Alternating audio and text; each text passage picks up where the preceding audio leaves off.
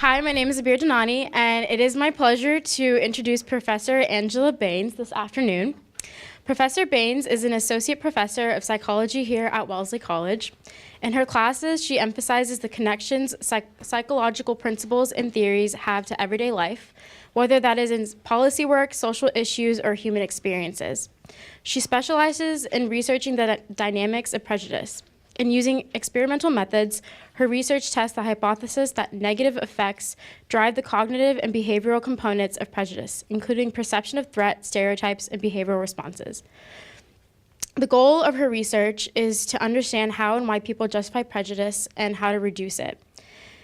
Lastly, I would like to mention that Professor Bahns plays the French horn in a Newton-based orchestra, New Philharmonia Orchestra. And without further ado, please join me in welcoming Professor Bahns. Thank you very much. I'm so delighted to be here with you today. The topic I've chosen for my talk with you is reflective of one of my major research interests, how threat can serve as justification for prejudice. This work actually began with my dissertation research and has evolved and continued since I've been here at Wellesley.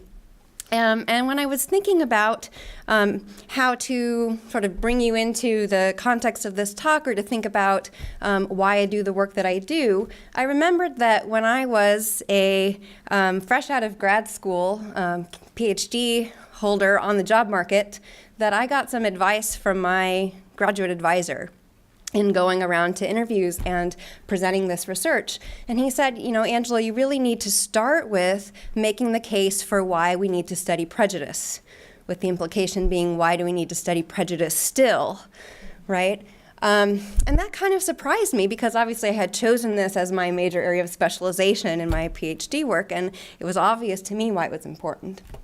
But I realized it was probably a good idea to at least address how social psychologists think about prejudice and why it's important work and why it's relevant in the world today. So that was almost 10 years ago now, and I'm actually wondering if I were to go around with this talk today, if it would still be as important to begin with some remarks about why I chose to study prejudice. And I suspect that probably it's not as needed. Unfortunately so. But one of the things that I have observed in teaching here at Wellesley, I teach a seminar called The Psychology of Prejudice. And when I first began teaching in 2011 at Wellesley, I did kind of have to make the case with my students for why we were studying this. Why are we reading these research articles? How is this research relevant? And even if the articles I assigned were only a couple of years old, I constantly got pushback from my students suggesting that, Professor Bahns, we're past this now, right? Like, you're giving us dated research. Isn't it so much better now? And I, unfortunately, sort of half-heartedly had to help them to understand how, even in that moment, it still was very current and relevant, even if some of the research we were talking about was a couple of years old.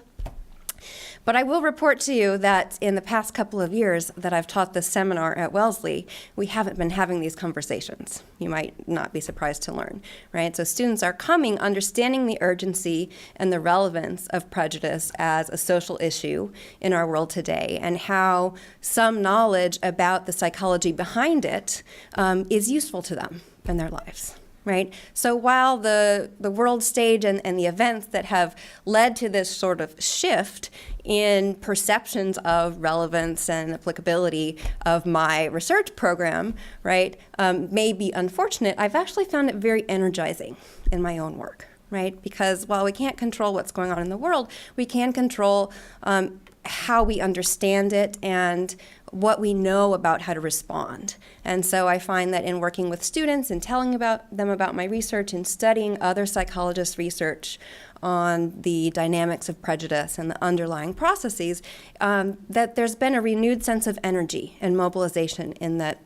What I like to tell students is we often come to select a class like the Psychology of Prejudice with shared values and with social justice-oriented goals. And the knowledge that the research provides us is the best way to equip us to dismantle systems of prejudice and discrimination that we wish to see changed in the world. So that's just a brief reflection on sort of why I do the work that I do. And I'm very excited to sort of give you an overview of this program of research. At the end, I'm going to open it up to some broader comments on how social psychologists study prejudice and some connections to current issues we see going on in the world, and I'll be very excited to take your questions and comments, particularly at that part, although please feel free, if something is unclear or you have questions at any point in my talk today, please let me know, and I'm happy to pause and address your questions. All right, so here we go. I'm going to go ahead and begin with why are we doing this research? Why am I doing this research? Okay, here are just a cursory glance at the news can bring up a number of current events that demonstrate that prejudice is a pressing social issue in our country and in our world today, whether it is the Black Lives Matter movement and police shootings of unarmed racial minorities, whether it's the U.S. Border Patrol detention centers and their treatment of immigrants, particularly those with young children, whether it's the Syrian refugee crisis and how we think about and treat people who are seeking to come into our country, or whether it's President Trump's so-called Muslim ban, or even more currently, the debate over the border wall, right? We see in all of these events, at the core are the concepts of prejudice and threat, which is what my research focuses on, right? These are rooted in prejudice against marginalized groups, and often the way that the prejudice is rationalized or explained is through some sort of allegation of threat. That the reason why the marginalized group is being treated this way is that it's in response to some sort of threat that they pose, often to a dominant group. Okay, so the central question of my research is, does threat really cause prejudice responses, or is it the other way around?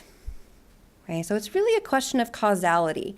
My central research question is, does threat cause prejudice, or does prejudice cause threat?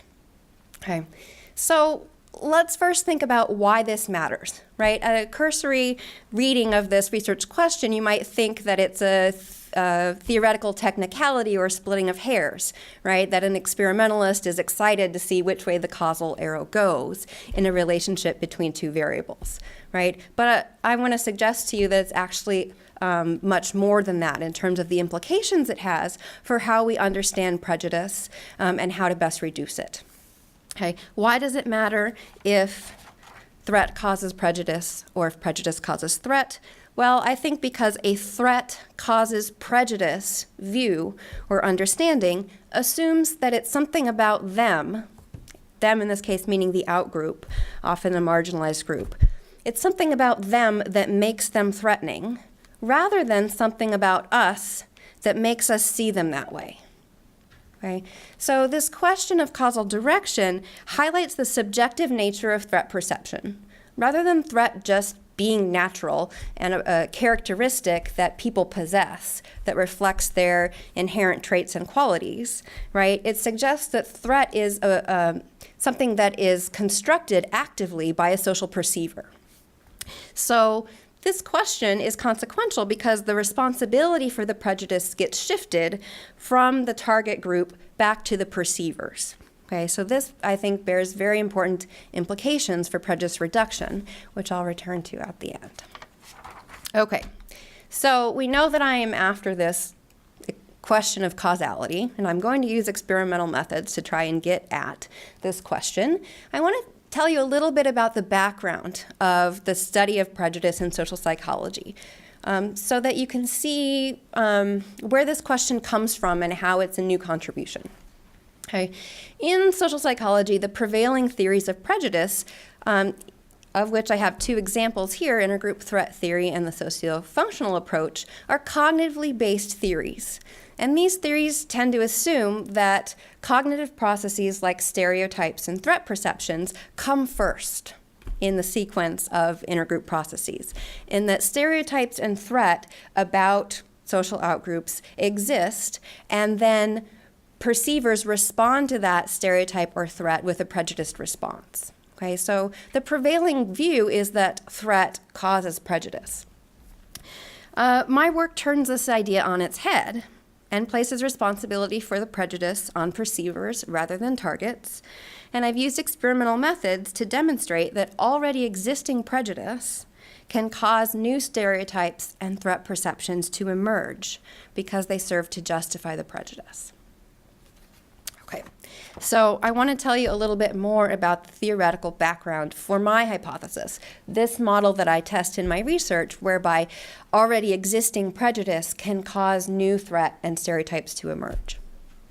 Okay. This is an affective model rather than a cognitively based model because the prejudice, so by an affective process, I just mean that it's based in feelings. It's based in emotion rather than any content about or beliefs about what the group is like, right? It's sort of a gut level negative feeling component in response to a social group that is not necessarily connected to any particular beliefs about what the group is like. Okay, so this model is rooted in the justification suppression model of prejudice. I'm going to give you just a little overview of it so that you can understand what is motivating my research. But what Chris Crandall and Amy Eshelman do in this model is they highlight the various justification processes that perceivers use to explain to self or others why they might have negative feelings toward a group. Okay, so this model is rooted in the idea that prejudice is a bad thing, that we don't want to have prejudice. And therefore, if we recognize that we have a negative reaction to a group, we are compelled to try and explain or justify it, right? Because we're not bad people. And to maintain a positive self-image, part of that initiates a motivational process, a drive to explain felt negative affect, which is just a jargony way of saying to explain prejudice that we have.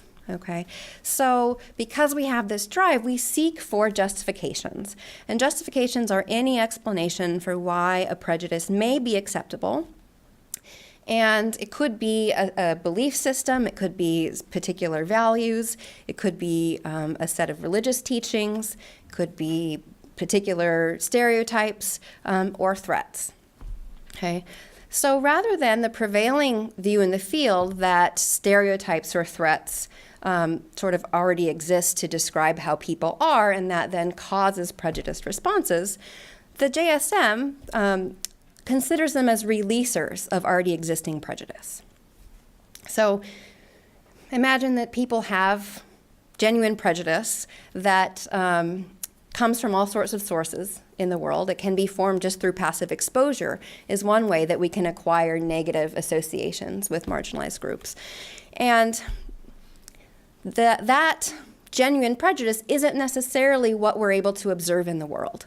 That there's some pathway that might be moderated by intervening processes between what we genuinely feel and what we express openly to self and others in the world.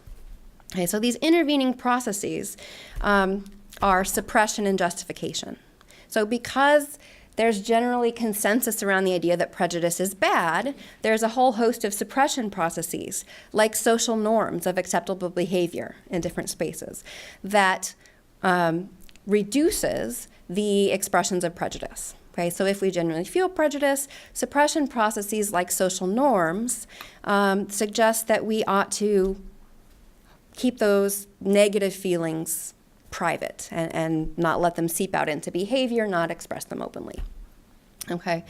What I'm interested in my research is the set of psychological processes that serve as justifications, which have the opposite relationship to expressions of prejudice. Justification processes as releasers of already existing prejudice are various things that we can point to that say this is why it's okay to make that disparaging remark. This is why it's okay to treat that individual differently. This is why it's okay to hire this person over that one, etc. Okay, so justification processes, again, could be beliefs, stereotypes, threat perceptions. And in my research, I'm going to focus on threat as a justification process. So according to the JSM, when people feel prejudice toward a group, they can justify their prejudice by endorsing negative stereotypes about the group. Right? Simply fill in the blank. I don't like them because they are X. put in negative stereotype here. The stereotype serves to justify the already existing prejudice. The stereotype doesn't necessarily reflect the actual qualities of the people it's being applied to, right? But instead it serves a strategic function for the perceiver in giving them an acceptable explanation for why they have negative feelings about that group. In this way, stereotypes can be understood as a way to explain prejudice to self and others rather than being the source of the prejudice itself.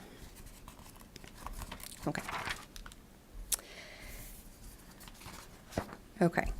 So one caveat to what this model predicts, before I get into some of the findings from my research. The caveat is that we can't just use anything as a justification of prejudice and have it actually serve that function, right? It doesn't work if we make a claim to explain our dislike for a group that is entirely baseless, or maybe a claim that they're threatening in the face of evidence to the contrary, for example.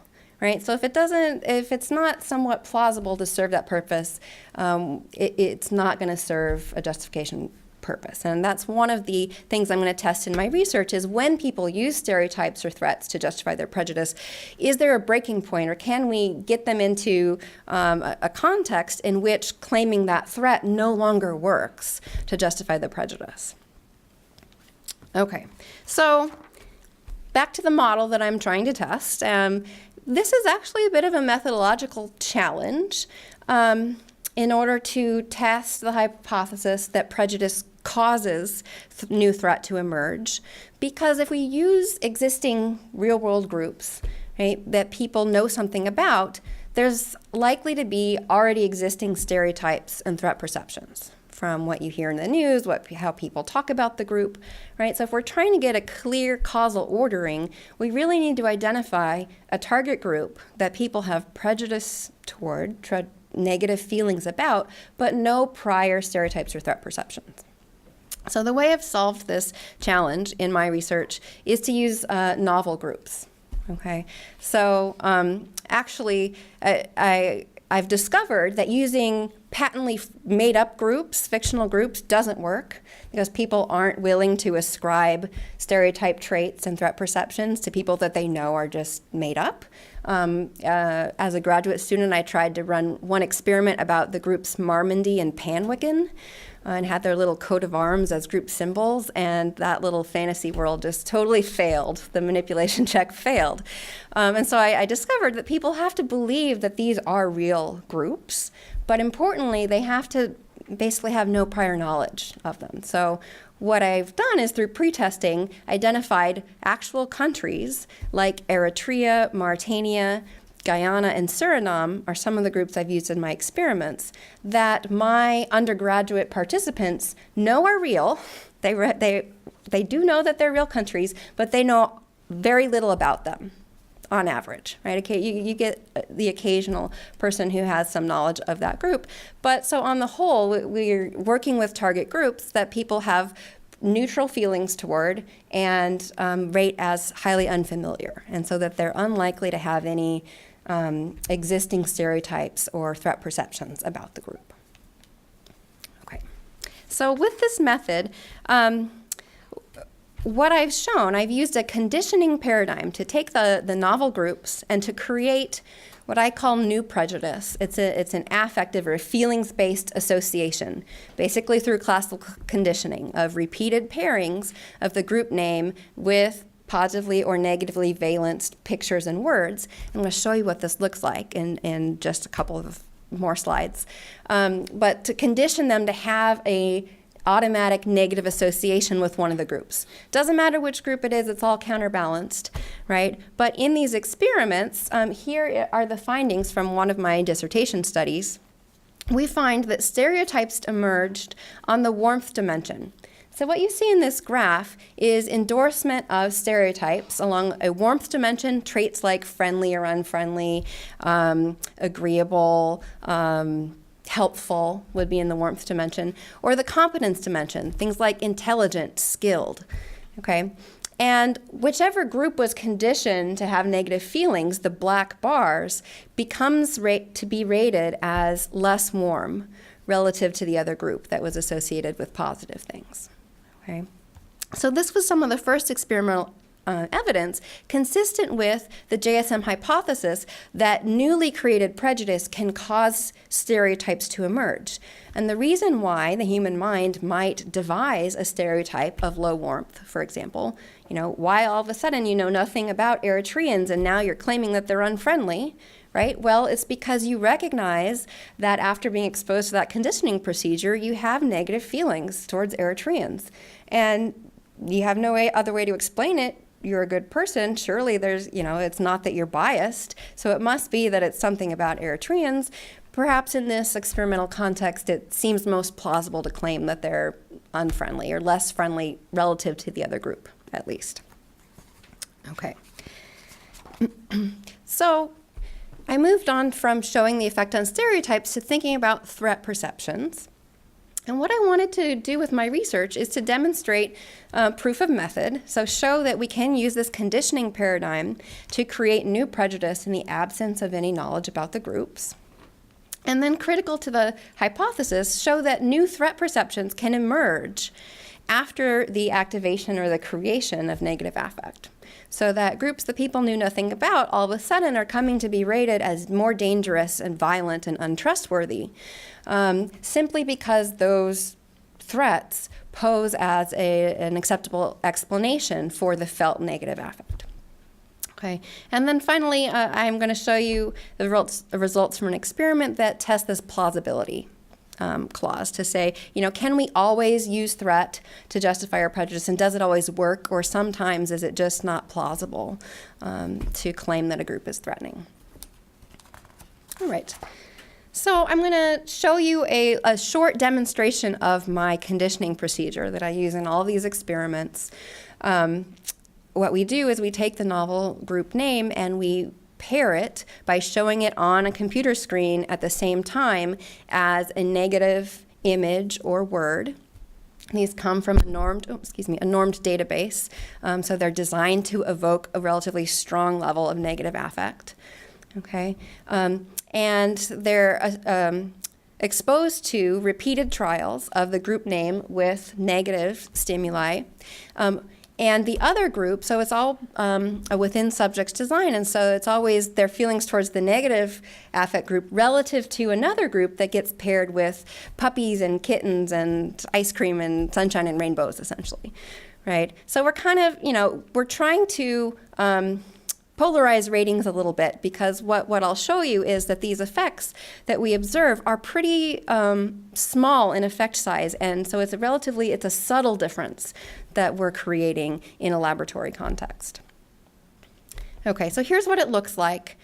Just a few slides. You'll see that in these examples, the group Eritrea is conditioned with positive images and words, and Mauritania with negative images and words, along with a number of filler groups.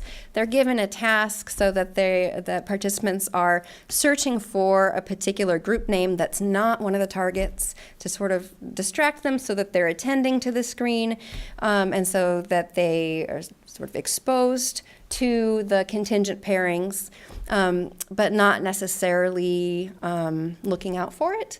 It is something that participants are often aware of when we do debriefing interviews at the end. They say they noticed, particularly the negative images jumped out at them, but they're not better at chance at remembering which group they were associated with, sort of interestingly. So they're exposed to these pairings over a series of trials. It takes about 12 minutes, and that's enough to create this negative affective association. And we measure it in terms of a feeling thermometer, just rate your general feelings towards the group, and we measure it in terms of specific negative emotions. How much does the group make you feel disgusted, afraid, or angry? Okay. Then our dependent variables are measures of threat. So after we create a negative association, how much is each group rated as posing threats? And in this case, our groups are described as groups of immigrants from these countries, and we're measuring the kinds of threat that they pose to American citizens. So in the first experiment, we have a measure of realistic threats that describes more concrete or tangible threats to resources like jobs and money. And we also have a measure of more symbolic types of threat, like values, morals, traditions. Okay. And here are some of the findings from these experiments. So this is essentially a manipulation check that shows, we do this conditioning procedure, and when the country was paired with negative affect, the, I guess, more orange-colored bars, looks like on your screen, they are rated as more negatively. So on this feeling thermometer scale, higher numbers reflect more negative feelings or more prejudice, okay? Relative to when they're paired with positive affect, the effect size at the bottom is actually quite small, but statistically reliable. So as I said, we're sort of just tweaking, introducing a hint of a negative association. It's not a huge effect. So in some ways, it's even more intriguing that it goes on to affect how the groups are rated, and that we've created this sort of mild negative feeling with the group. It's diffuse in terms of emotional content, and by that I mean we're not creating a disgust-specific association or a fear-specific association, that all three negative emotions we measure are elevated to about the same degree by our conditioning procedure. And then here's our critical finding, okay? In terms of the hypothesis, does prejudice cause new threat to emerge? Yes, indeed it does. Right? So in this case, we see that when the country is associated with negative affect, the darker orange bars, that ratings of threat are significantly higher relative to when the country is associated with positive emotions. Okay? Again, these are small and statistically reliable effect sizes. Okay. We then, tried to replicate the effect using different measures of threat as the dependent variables. We used a more specific measure. Rather than just realistic or symbolic, we measured threats posed in terms of economic threat, personal safety, personal freedoms, or threat to values. Okay, so up here I just have an example item from the threat to values scale, showing that people from this country as a group hold values that are morally inferior to the values of people like me. Okay, and we also use a trait rating scale to get at stereotype traits that are threat related. So these are just, on the dimension of from safe to dangerous, how would you rate members of the group as a whole, from non-threatening to threatening, violent to non-violent. And so what we see in an experiment using the more specific measures of threat is, again, we get small but statistically reliable effects on some of these measures. And in this case, it's the threat-relevant stereotype traits here, that when the group is associated with negative affect, it's rated as significantly more dangerous, violent, untrustworthy, right? And also it's rated as posing significantly more threat to values and personal freedoms, but no significant effects on safety or economic threat. Okay. So in this study, we see effects emerge more on the symbolic types of threats rather than the realistic threats like safety and economic threats, could be jobs or taxes. Okay. So in the first two experiments that I've showed you results from, we did find that our newly created prejudice increased threat perception. And we seem to get the strongest effects on symbolic measures. And so I suspect that, the symbolic kinds of threat are sort of harder to prove or less likely to require evidence to back it up than the realistic threats. And so they may serve the function of justifying prejudice more easily for perceivers than trying to claim a more realistic kind of threat. Okay, the last experiment I want to tell you about, and then we're going to get back to discussing sort of the big picture of why these findings are important and how they fit into the bigger question of the social problem of prejudice, right, is testing this plausibility hypothesis. So in another experiment, I introduced a manipulation of how plausible is threat posed by these groups by having one of the countries just described as soon immigrating to the U.S. in significant numbers without any explicit information about what the group is like. So this leaves open the possibility that these people could be threatening, right? So I call this the threat plausible condition. And the other group is described explicitly in terms that suggest they are non-threatening.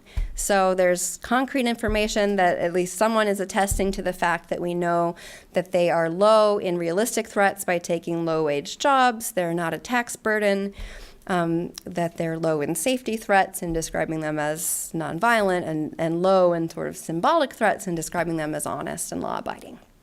Okay, so after reading this description, it becomes much harder to explain your prejudice towards the group by saying, well, it's because they're posing these threats to people like me.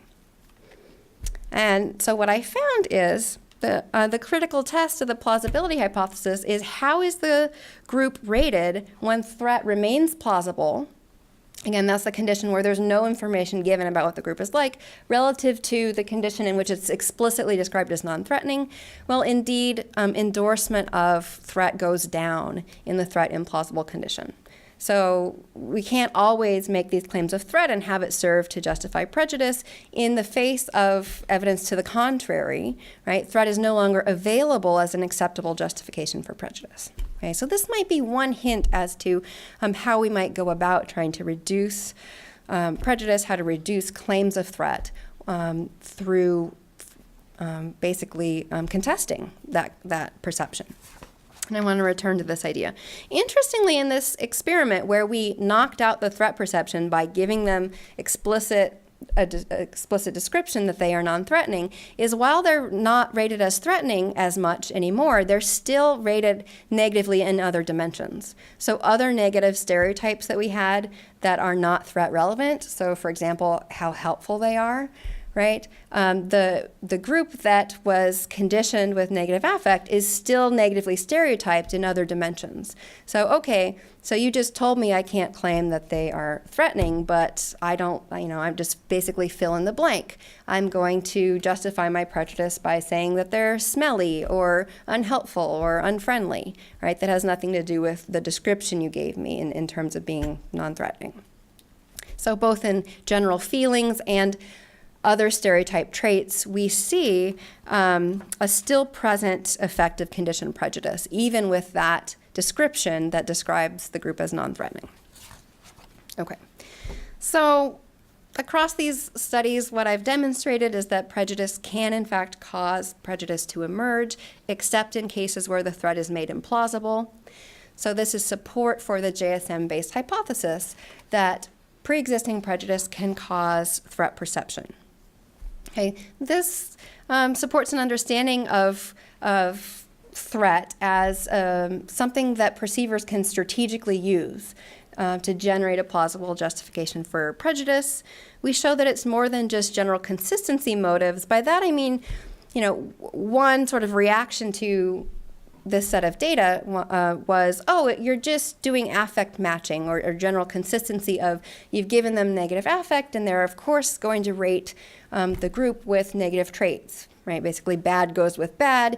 You just showed me that they're bad and therefore I'm going to endorse anything bad. But it's actually more nuanced than that because we see the effects emerging on some dimensions more than others, right? In terms of the symbolic threats seeming to be more attractive as an explanation than the realistic threats, or in the face of evidence to the contrary, we don't get this, bad with bad anymore. So it seems to be more motivated and strategic than just a simple consistency or affect matching explanation. That's what I mean by this. Okay, so why does this matter? Okay, getting back to sort of exciting questions about how we understand what's going on in the world today.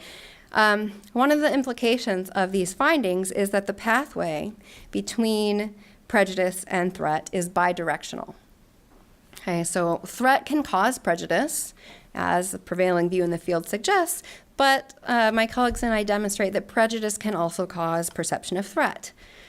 And I believe this distinction is really critical to prejudice reduction efforts, because the threat as justification perspective the model consistent with my research, shifts the focus away from the characteristics of the target group, what they are like, why is that causing people to respond with prejudice, right? And it shifts the responsibility back onto the perceiver of why are we motivated to see them in this way, right? And while this new understanding is surely theoretically important, its application can have life and death consequences. People may be unaware or unwilling to admit that they hold certain prejudices, and nevertheless, this work demonstrates even unrecognized prejudice can cause people to perceive members of marginalized groups as threatening, even in the absence of actual threat. So heightened perceptions of threat, in turn, might make people behave aggressively towards members of marginalized groups, perhaps even make them willing to use deadly force. So, the implications of this for our understanding of prejudice is that prejudice is not something that resides just in individual minds, right? And it's something that is shared within society, that is transmitted culturally. And even when we're unaware of it, it can influence our behavior. Okay, and so rather than assuming, than pinpointing individual people's beliefs, because they believe this about the group, that's why they've formed a prejudice, right? That as directing prejudice reductions efforts is unlikely to be successful. Okay, if stereotypes and threat is the initial root cause of prejudice, then prejudice reduction efforts should focus on disconfirming those beliefs on which the prejudice is based. Okay, but I suggest, and this research implies, that if stereotypes develop as justifications of prejudice, then targeting beliefs will surely fail because the underlying negative affect remains unchanged, right? What we see is a substitution effect. And I saw this in that third experiment I showed you about. So if you go after the belief that the group is threatening by providing some factually based evidence that, here, let me prove to you that they're actually not threatening, right? As long as the prejudice is still there, there's an underlying negative association, we're going to be motivated to seek to explain it through some other means, right? All right, so you've blocked off this pathway of justification by making me confront some evidence that they actually don't pose this threat. So I'm now prompted to go and search for something else that serves the same function. And unfortunately, this research has shown that it's relatively easy to find some other negative stereotype, for example, to fill in the blank and serve that justification process. Therefore, the prejudice remains intact, right? The behavior, treating them differently, seems justified, and it goes unrecognized and often is not even called prejudice, right? That's what really, I think, is critical about this view, is that according to the JSM, when threat and stereotypes are being used in this way, strategically as justifications for prejudice, the prejudice goes unrecognized and unnamed, in that the perceivers aren't even called prejudice. They don't recognize it in themselves. Others don't see their actions as necessarily wrong because the justification works for self and others, right? So it goes unchecked. It persists in this way.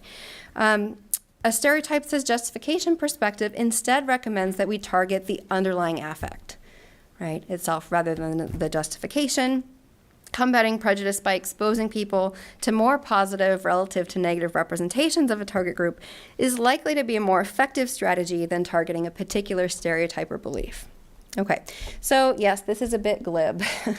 I don't actually suggest that this is the way to solve the problem of prejudice by passively exposing people to movies of immigrant groups with puppies and kitties, right? But you get the idea conceptually to think about what are the representations of groups in the world that people are exposed to. You think about, where did these underlying negative associations come from in the first place? How are the groups represented in TV and movies? How are the groups talked about in the news, in everyday discourse? Right? And when marginalized groups have prevailing negative associations, this is creating and perpetuating and reproducing that negative association in the world that then people are exposed to and they're walking around with and they're motivated to justify. right? So if we're in thinking about prejudice as a product of culture rather than individual minds, if we think critically about the representations of different social groups that we are contributing to producing and consuming in the world, that I really do believe that it can make significant difference in terms of the underlying prejudice that exists that needs to be explained in the first place by targeting the underlying root of the problem in terms of people's feelings about different groups. Okay, so this idea that prejudice can be a product of culture, there are a number of sources of prejudice. Some of it is through passive exposure, like in these studies. Some of it is not. Some of it is through direct teaching and socialization of negative beliefs and attitudes, negative evaluations of a group, right? But regardless, sort of how the process that I'm studying, the threat as justification process works, it carries out in much the same way, regardless of where the prejudice comes from in the first place. So it's a multifaceted, challenging problem, and I'm sort of taking at face value that these negative representations exist, right?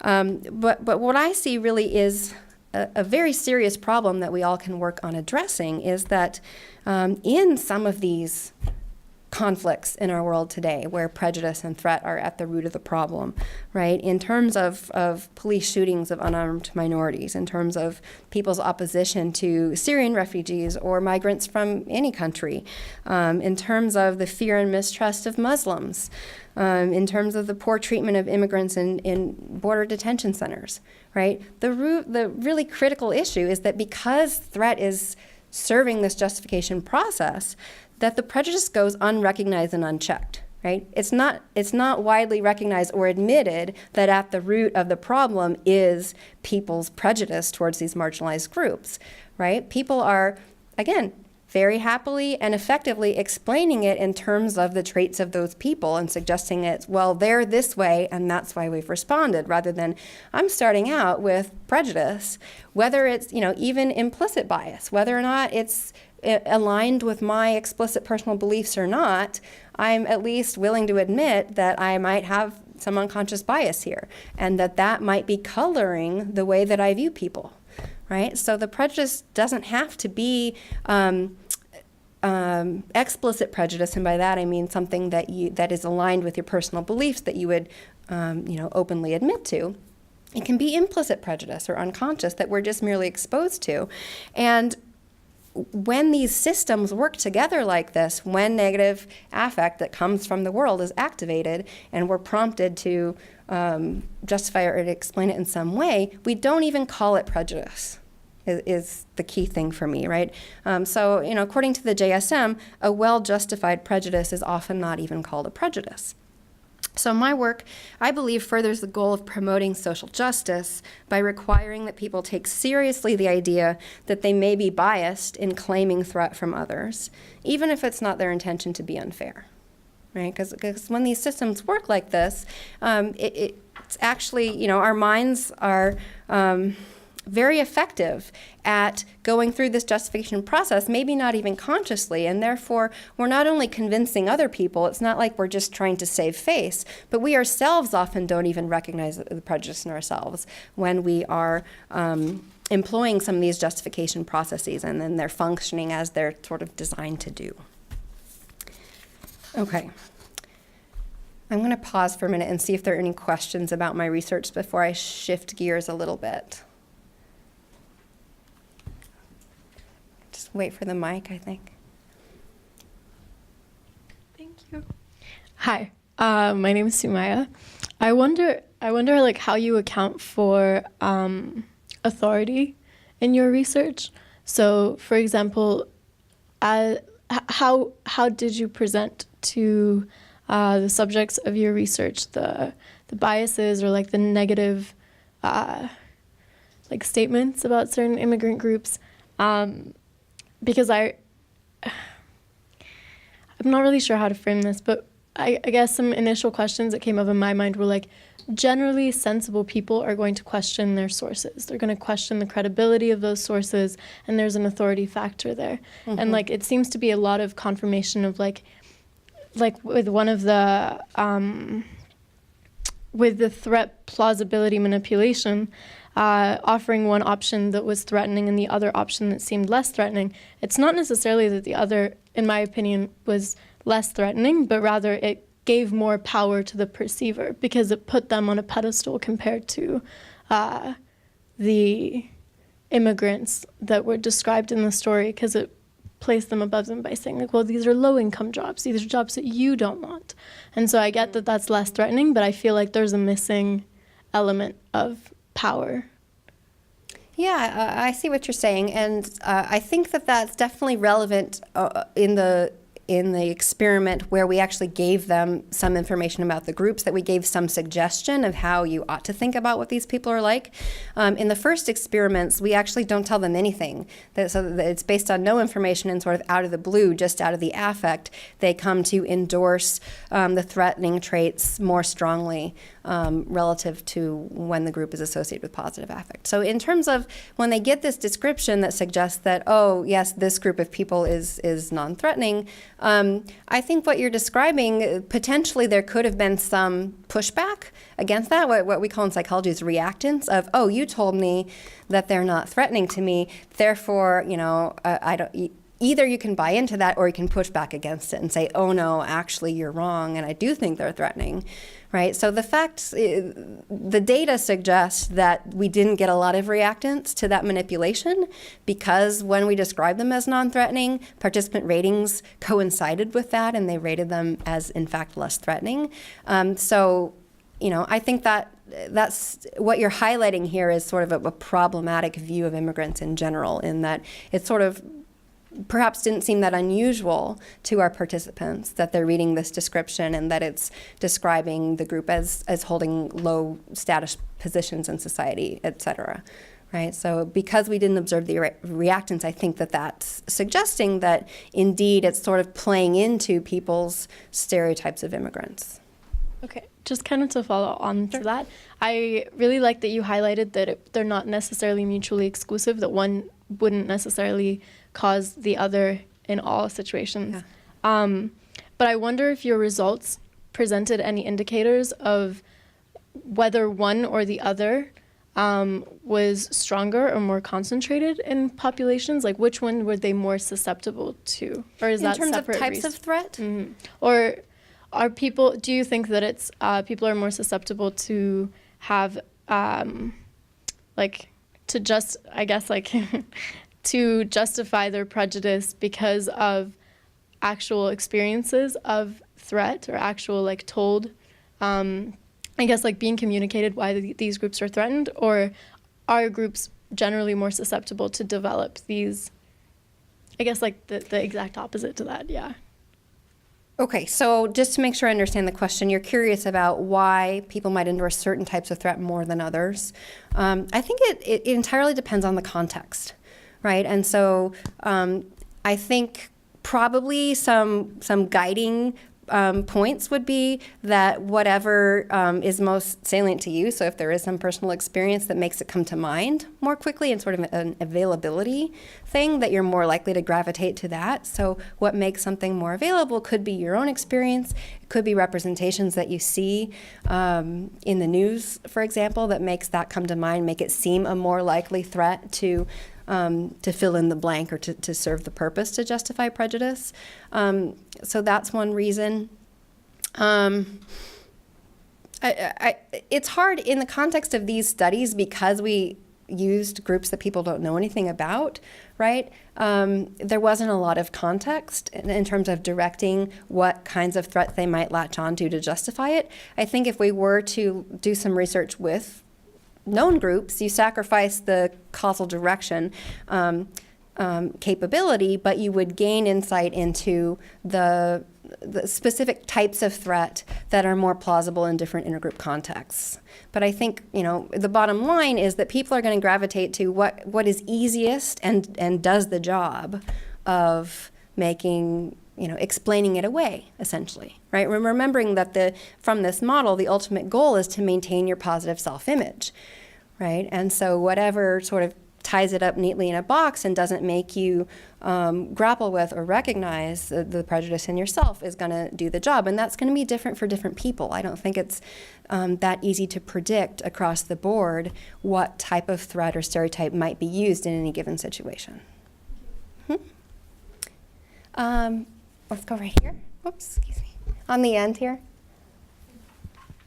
Hello, my name is Rosalind, and I'm majoring in economics and political science. I'm a senior. I have a question about, you mentioned that attacking individual beliefs and stereotypes will not be as effective as attacking prejudices, and specifically targeting emotions by associating low-status marginalized groups with positive effect would be more effective. But I see a way in which this could potentially get tricky, because consistently associating marginalized groups with positive affect could get dangerously close to creating a new stereotype of a model immigrant or model minority, which can be counterproductive and create new problems as well. So I would like to know if you have thoughts on that, if any other psychologists have raised this point before. And yes, I'm very glad that you raised that question. It's an excellent point. And yes, social psychologists have thought a lot about positive stereotypes and how that's a problem in itself. And so I think that advice needs to be qualified that I gave. And what I really mean is a more balanced representation in terms of what we're putting out in the world. That currently the representations of marginalized groups often are very heavily skewed to being negative, with very little representation in more neutral or positive roles. But ideally, it should be a more representative, right, more reflective of the range of human ways of being in the world, and not so skewed one way or the other. Yeah, thank you for that. Yes, right here. Sorry, my name is Annabelle, and I'm a computer science student, so you're going to have to forgive my psychology lack of knowledge here. No problem. But I was really curious about the longitudinal effects of your study. So, for example, if you've kind of, and again, you're going to have to forgive my language, but if you've kind of programmed people to think of a group in a particular way, so the Eritreans, for example, yeah. I'm really curious to know about how long, if you've kind of studied the longitudinal effect of that, so how long that stereotype is going to stay in someone's head, and do you feel the need to kind of, for lack of a better word, like deprogram them afterwards, or yes. How that works? Another excellent question, and I appreciate it very much. And yes, we've thought very carefully about this issue, and actually getting through the ethics process and getting this research through the Institutional Review Board, we had to address this explicitly, right? Because it does sound really creepy, what we're doing, right? It does sound like we're creating more prejudice in the world, in the lab, and we're actually we're very convinced that that's not the case, based on broader research on affective conditioning and how long it lasts, so the strength and duration of these effects. As I've shown you, these are all very small effect sizes, so it's a really tweaky thing. It only works when it's counterbalanced and within subject's design in the context of that experiment, and it goes away, it fades very quickly. We know this from our lab and from others. I've encountered it in my own research, in that if the critical DV comes too far at the end of the session, separated in time from the conditioning, that the effects actually go away and you can't observe them anymore. So it fades sort of within that session. We also do a very careful debriefing interview individually with all of our participants, so that we explain what we did and why, and assure them that there's no reason to think negatively of either country. And the third reason why I'm pretty convinced that we're not creating these lasting associations is because the stereotype content that they're presented with in the context of the experiment is emergent, in that it's sort of this new thing that in the context of this laboratory experiment is there, that these are not cultural stereotypes that are widely shared about the groups, and that therefore they're not going to be reinforced and exposed to the same stereotypes and representations outside of our experiments. So if that were the case, if whatever we're creating or introducing then gets repeated exposure over time, I would expect it to persist, and I would be very concerned about that. Thank you. Okay, how about one more question, and then I have just a few more remarks that I wanted to get in, and we'll see if there's further time for questions at the end. So long ago, I went to a talk at the University of Washington about unconscious bias. It was probably about 5 years ago, so that my information may be a bit dated. But and one of the arguments from one of the researchers there was that to fight against unconscious bias and prejudice, you have to make people aware that they have it. Have you found this in your research, or do you have any comments on that? Do you agree, disagree? Yes, absolutely. I completely agree. This is something that my students would tell you I harp on all the time in terms of, awareness is absolutely the first step in combating any of this, particularly when it's implicit bias. If it goes unrecognized, even people who have egalitarian values, who hope very much to be unbiased in their own behavior, might be perpetuating some of these forms of bias and discrimination unknowingly. And so without awareness, which requires sort of what I want to say, you have to, well, what I like to say in my class is you have to get over yourself, but to get past the defensiveness of being so confident that you couldn't possibly be biased, to be open enough to recognize it in yourself and to understand that sometimes we might, be biased even when we don't mean to be. And to sort of get past the blaming and get to the shared motivation to take action and do something about it, I think is absolutely critical. Okay, great. So I want to tell you about some other social psychologist research on prejudice in the last little bit of time I have. And this is something that I often, in recent iterations, have covered in my social psychology class when we talk about prejudice. Because as I described at the beginning, there have been a lot of changes in terms of how people think about and experience prejudice. Particularly in this country in the past couple of years, okay? Sorry, that's from the other one. And that is, what has happened following the election of President Trump in regard to prejudice and in regard to social norms about prejudice. So one of the theories of prejudice that I personally like quite a bit is the social norms approach to understanding prejudice. And this view of prejudice basically says that, when people express prejudice, they're conforming to what other people do. And so the prejudices that people express openly are the ones that they believe are acceptable to have. And the prejudices that people work actively to suppress are the ones that they've learned from others are not okay to have. Right? And there's actually very good research in social psychology that shows a near perfect correlation, which is unheard of in social science research, near perfect correlation between ratings of the acceptability of a prejudice and ratings of one's own personal prejudice. In other words, you match very closely the prejudice that you openly report on explicit rating measures, right, to what you think is okay to have. So this view of prejudice it provides some insight into what has happened in the past couple of years. And I mentioned that, all of a sudden people recognize that prejudice is relevant. When students take my seminar, they're at a different place. Some of this is being aware of a rapid shift in social norms regarding prejudice. Okay, and my graduate mentor, Chris Crandall, had the foresight to collect some data immediately prior to the 2016 presidential election, which he then followed up with closely following it in November 2016. And basically what he did was collect ratings of the acceptability of prejudice towards a variety of different social groups and collect ratings of people's personal reports of prejudice toward the same groups. Okay. And in this research, these are some of the groups that were rated. They weren't actually classified in this way, but I don't think it's that difficult, but can anyone take a guess as to what is the classification factor here in terms of what distinguishes the social groups in Group A from those in Group B?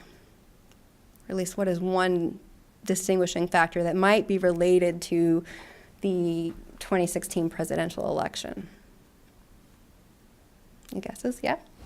Like Donald Trump has like expressed prejudice or racism to like members of Group A, and has either belonged to or associated. Yes. So the key distinguishing feature here is that the groups in Group A were explicitly targeted or disparaged by the Trump campaign. Okay, and so, sort of this research is trying to document what is the lasting effect of people having witnessed the presidential candidate and the entire campaign disparaging these groups. Does that instill some sort of legitimacy to these negative views? And indeed, what they found in this research is that the acceptability of prejudice towards these groups increased pre to post-election, and that following the election sort of lent some legitimacy to these disparaging views that were openly made on the world stage, and people's reports of the social norms of the acceptability of these prejudices went up, and they went up regardless of political affiliation. So for Trump and Clinton supporters alike, people are reporting that they perceive the general social norms in the U.S. as now being more accepting of outward expressions of prejudice towards these marginalized groups relative to prior. Okay. Actually, sort of an intriguing opposite trend in terms of personal reports of prejudice is that people's personal reports of prejudice towards groups in Groups A went down, whereas their reports of the acceptability of prejudice towards these groups went up. And I think, and Chris thinks that all this is a social comparison effect, in that with the increase in hate crime and other, outward open expressions, blatant expressions of prejudice towards these groups, along with that, your reference group of what the sort of typical American, what their views are, shifts to become more prejudiced. And therefore, by comparison, your own views look less prejudiced. So when people report a slight decline, it's because what I'm comparing myself to is now a much more blatantly prejudiced average American than before.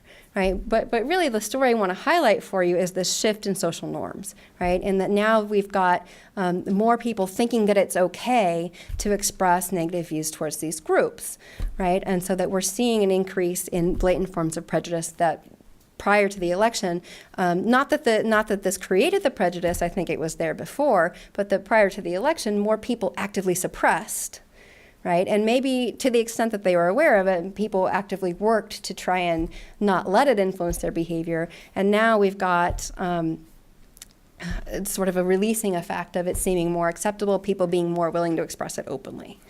Okay, so going from this social norms view, I actually really like it because it puts the agency back in individual people in terms of how to respond to this, right? So if we think about if we see this rapid increase in open expressions of prejudice, and we see that as troubling, right? And if that increase in prejudice is mapping social norms, suggesting that it's more acceptable, what we need to do is change the social norms, right? So social norms are formed through our collective public behavior, what we say and do publicly that other people are aware of. In the conglomerate makes up what the social norms are. Social norms can also change in local spaces. So we're not just subject to accept, the fact that at least on a national level, people report that lots of people think it's okay to have these groups. In our local spaces, we can create a tangible social norm that here, this is not okay. We will not stand for it in these spaces, right? And so when we think about prejudice as conformity to social norms, right, at the heart of it is people's desire to be liked and accepted by others. It's a very fundamental human motive, and it's very powerful. Right? And so given that, we want to be accepted by our peers, we all make up that peer reference group, and we set what the collective social norm is in our communities. So, one positive message to end with in thinking about what can we each individually do to help reduce prejudice towards some of these marginalized groups that are really taking a beating, excuse the glib language, in recent times is to be proactive about contributing to what the local social norms are. So, specific things you can do is call people out. If you hear people say racist or intolerant things, right, it's not enough to just privately think, oh, I think that's offensive, or to privately think, oh, I don't agree with that, and be sort of assured in your own low prejudice of privately disagreeing. You need to make it public, because that's how we shift social norms. So by calling people out, standing up to friends, neighbors, or relatives, if you hear them saying intolerant things, that's going to begin to collectively shift the social norm to make prejudice less acceptable. Okay. Be proactive in reaching out to marginalized groups. Tell them you support them. Tell them you value their voices in our community, and ask what you can do to help. Right? Again, I guess the common theme that I want to hit home here is it's not enough to sort of have these values of egalitarianism and wanting to be non-biased and being very careful about your own beliefs and actions if you only do it privately. But think about how that translates into observable behavior, because that's how it has the power to influence others around you and to make up what the peer group social norms are. Okay, so be proactive about inclusion in your daily life. Invite people with diverse perspectives to join your club or organization. Get to know people who are different, including people who have different opinions or beliefs than you. Okay. And then lastly, hopefully not too much of an afterthought. Dacus told me that the theme for this year is related to challenges that we're facing, challenges to democratic institutions. And so I thought just a little bit about how prejudice constitutes a threat to democracy. And I think that it's not too far of a leap to consider prejudice as a threat to democracy if you accept that one of the goals of democracy is to protect the rights of the individual, right? And as such, far-right politics, extreme nationalism, nativist ideologies, and authoritarian tendencies can be considered threats to democratic institutions in terms of threats to protecting the rights of the individual. And so social psychologists, what we know about prejudice, we have identified some of the factors that lead to increases in prejudice. And I think that we're seeing a lot of those factors being very relevant in what's going on today. And so in terms of, does this constitute a threat to democracy? I absolutely think so, right? Some of these factors that we know increase prejudice are authoritarianism, defined as rigid adherence to law and order or deference to authority figures. Social dominance orientation, which is kind of a personality construct or an individual difference in terms of your beliefs about social inequality. People who are high in social dominance orientation believe that social inequality is inevitable and even beneficial for society. And so the more we see social dominance orientation, we see higher expressions of prejudice. Relative deprivation, in the belief that you're not doing as well as you think you ought to be, is a factor that increases prejudice. And finally, lack of intergroup contact. So choosing to be with others who are like you rather than people who are not like you is one of the major causes of prejudice. So it breeds anxiety and fear of people who are not like you.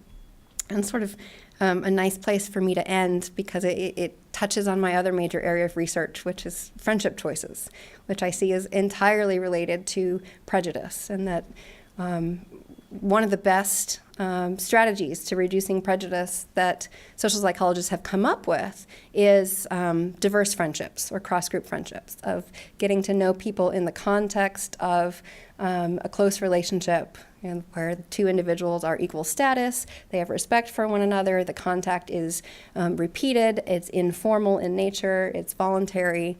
Right? These are the conditions that set up intergroup interactions to foster understanding and to reduce intergroup anxiety and fear. And unfortunately, the relationship literature shows that when we're left to do what comes easiest or what is most comfortable, right, what people by and large tend to do is choose to be with people who are just like them. So it's sort of a big barrier to this goal of reducing prejudice through intergroup contact, through intergroup friendship, is figuring out how to motivate people to be proactive about inclusion, which is that last point I touched on in terms of social norms, of actually going out of your way to take it as a goal to get to know someone who's different from you. And I think my research has shown that it's not just dimensions of difference in terms of demographic variables, but that also diversity of thought is really important and perhaps hardest to get people behind in terms of being motivated to do it. So that's all I have for you today. I thank you so much for your time and attention. And I don't believe do we have time? Okay, excellent. We do have a little bit more time for questions. Couple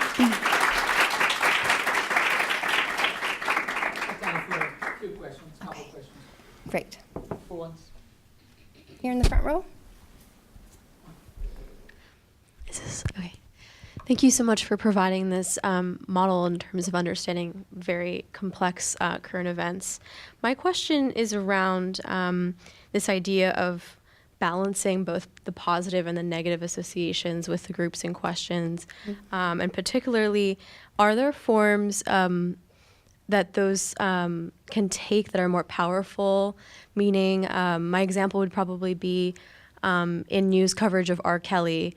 So recently, like a 6-part documentary has come out about his sexual exploits, and then every time it's mentioned in the news, they actually play his music right after, like, okay, we're going to go interview this person, and they'll play a song of his, which actually induces a positive association, right, to this person, thereby maybe construing what the interviewer is going to say about R. Kelly.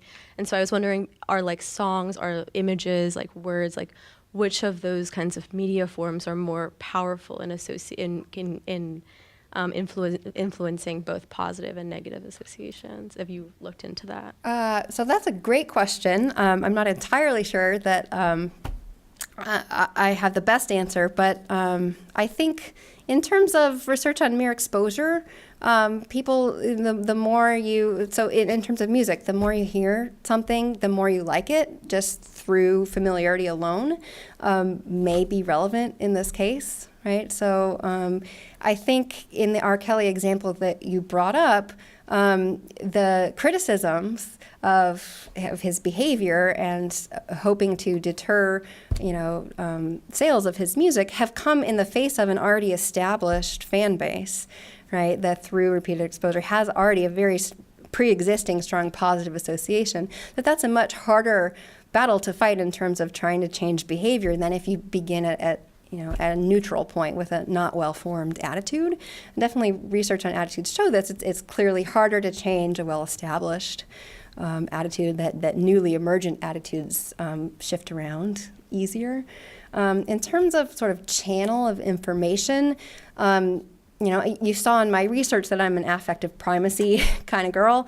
I really do believe that anything that speaks to the feeling emotional component has bigger effects than cognitive content, than reasons or facts or information about why we feel a certain way. And there's a large body of research consistent with that, is that we often form evaluations sort of based on affect before we understand them, and then we later sort of back up to fill in the explanation to fit with the already formed evaluation. So in that sense, playing to someone's emotions is going to be more effective than giving them reasons.